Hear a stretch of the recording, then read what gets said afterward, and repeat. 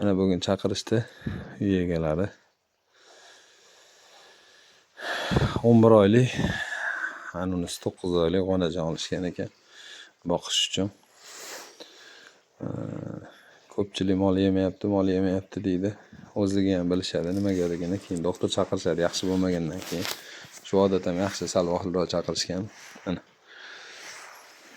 Gipotoniya yoki atoniya rubca deyiladi. Bosdim. O'zi chiqish kerak. U terini o'zi chiqyapti, o'zi qotib qolyapti qarang. Qattiq. Molga og'riq beryapti. Mol turolmayapti.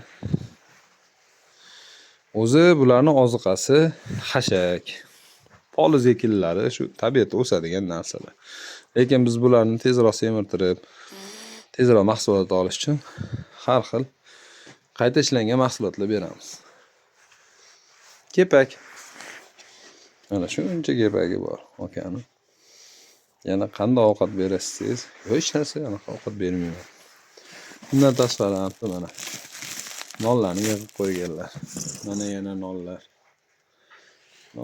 Mana mog'orlagani ham turibdi. Mana yana non taxminim bo'yicha.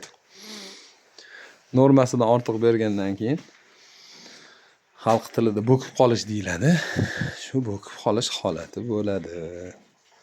Haddan tashqari oziqani ko'p bergan hisobiga. Mana mol og'zi ko'p yotibdi.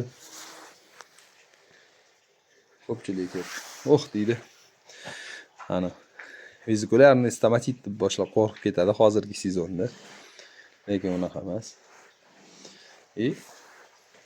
Tuz bormi? Tuz berasizmi ratsionda desak, oxirida tuz bor deydi. Bular даже oxirida ham tuz yo'q.